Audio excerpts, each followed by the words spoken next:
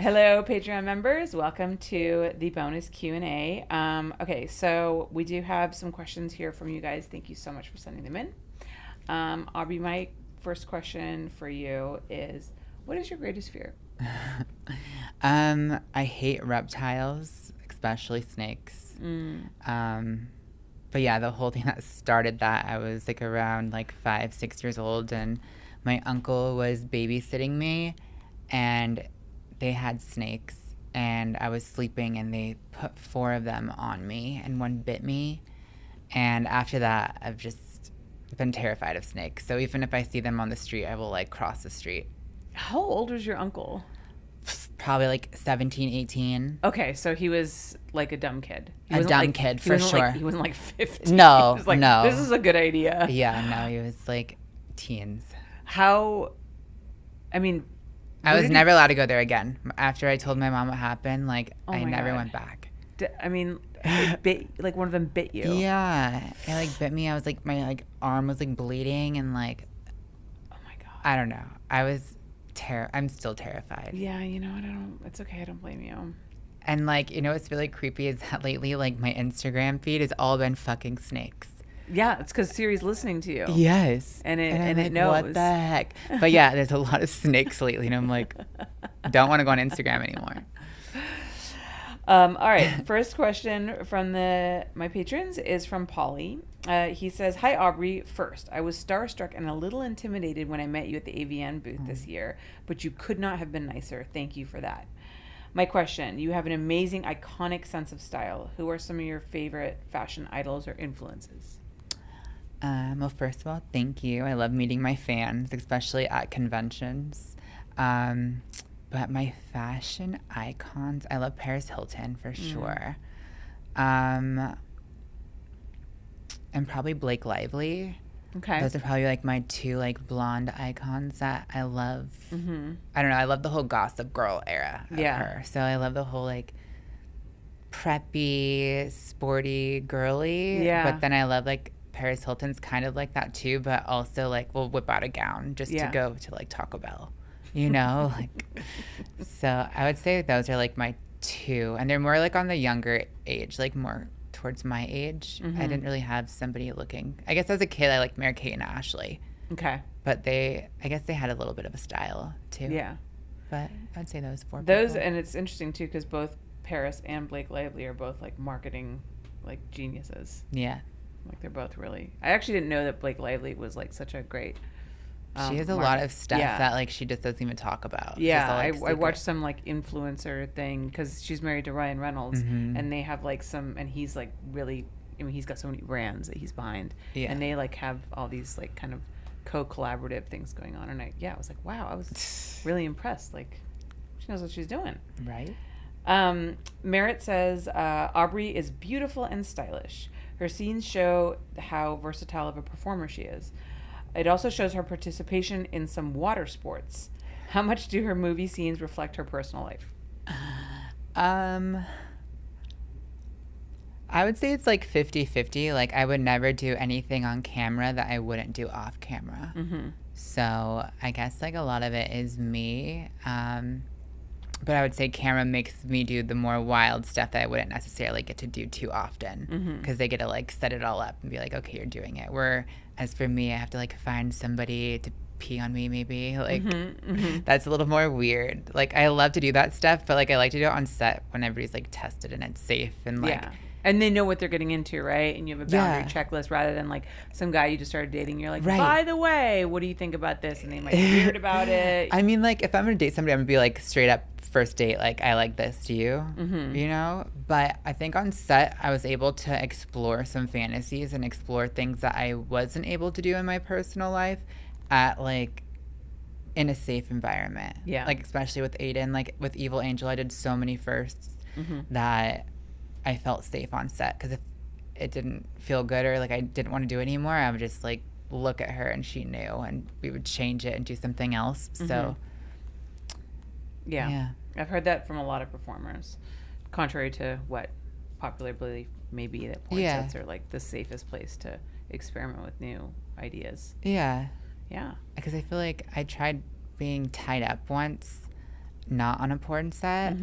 And I don't think I had a panic attack like that in my life. I was like, I thought I was going to die. I couldn't breathe. Like, oh my gosh. Because he's like tying me up. And I was like, okay, like untie me. And he's like, no, I just tied you up. It took me 30 minutes. Like, I was like, fucking untie me. So like after that, I'm kind of scared to do some stuff like off camera. I need people there just to witness if I die, like who did it. Yeah, and also like if you were on a professional set and you asked to be untied, it would happen immediately. Like there wouldn't be any question. Yeah.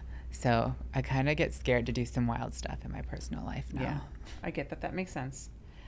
One thing I meant to touch on earlier when you were talking that I forgot about, you said that like when you did that first solo scene and like the cum shot like went really far and the guy was like, you're going to be a star. So are you like a far cum shot shooter? So I used to be. Okay. So like that was my thing. Like I was definitely a shooter, but being on hormones and like I was doing these pellets like where they like kind of like cut underneath your butt and put like estrogen and whatever and they like sew you back up and it lasts like 6 months. Oh wow. I was doing that for like maybe 4 years consistently and it kind of like messed me up. Like I can get hard very easily, but like when I come, it's so weird. Like I orgasm and I feel like I'm coming so much, but nothing comes out. I have to like scoop it out of my like from under my balls and like push it through my shaft and then it like falls out. Like it's so weird now. Oh my God. But yeah, so I think that's also why I'm a little scared to like come back to filming. It's like they're so used to me like shooting loads and like all this stuff where like now it's just like it's different. It's kind of cool because it's like more controlled that like if I come early like I can like do my like custom video for like an extra 2 minutes and then push it out. You know? So it's kind of cool but like kind of sucks at the same time. Yeah, gotcha. I hear you. Okay, Hugo says, what are some medical things about her transgender journey that she would like to have known at the beginning?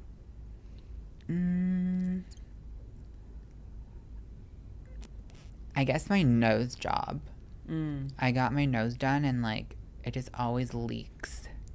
Especially like changing weather. Like if I go from cold to hot or hot to cold or even just cold, like my nose will just start like running and it's so gross, especially like if I have like a full face of makeup, it'll just like dribble and then you like always have that little like leakage. Have you seen the doctor about that? I have, but I feel like these face surgeons, they just want another 20,000, another 30,000. It's just like more money. Did they say that they could fix it? No? I mean they could for a cost, but like I'm just scared for them to touch my nose again. Like I like my nose and I don't want to touch it anymore. Yeah, no, I get you don't want to end up looking like Michael Jackson. No. Yeah, you don't want that nose.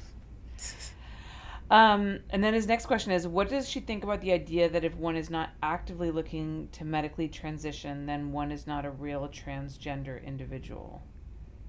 You may want to not say this. Basically what Buck Angel thinks. I think that's, you may not say this? You may want to not say, I don't know. Like, do you understand the question? Not really. So wait, what do I think? What do you think about the idea that if one is not actively looking to medically transition, then what is not actually transgender? Like medically transition as in hormones or like medically transition like with bottom surgery? I'm not sure.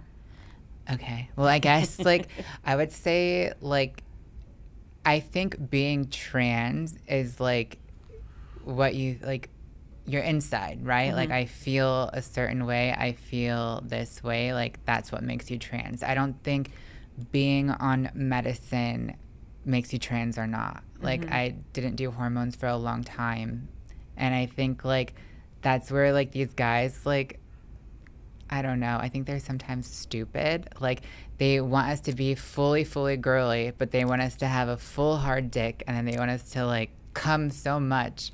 And it's just like that's not possible. Like you have to like pick one almost. So I mean I don't think that it makes you like transgender or not transgender just being on hormones. I think it helps, but that's not going to change like your mind and like the way you think and way you represent yourself. And as far as like bottom surgery, like I think that's just very personal. Like if I knew it was going to come out perfect and like I could like have sex and like whatever in 6 months and it was going to feel like normal or feel good, like I would go right after this interview and go get it done right now. But I just know that that's not the case. Yeah. And I just don't want to like rush in and change my body to like in such an extreme way too. Yeah. And it's just like you can't have sex for like 6 months to a year. You have to dilate yourself every single day. You like have to always have something in it or the hole will close. You know, like I heard it stinks because it doesn't self-clean like a real vagina, you know? Like I just heard so many like horror stories or like guys that I've been with, they're like, oh, please don't ever get a vagina. And I'd be like, fuck you, like I'm doing what I'm going to do. But they'd be like, it just doesn't feel good. And like, I don't know. I've never been with a trans, like full on sex change. Yeah. Like I have never experienced that. So I don't know. But just like the horror stories that I've heard, it's just like not something I'm like rushing to do. Yeah. And I don't like think that makes you any less of a woman or not. Yeah, I hear you. You're still going to be trans at the end of the day. Yeah. So, yeah. You know? Yeah. Yeah. All right. Well, Aubrey, thank you so much for coming in and answering all of these questions. Thank you guys so much for sending them in and, of course, for supporting the podcast. And I will see you guys on the next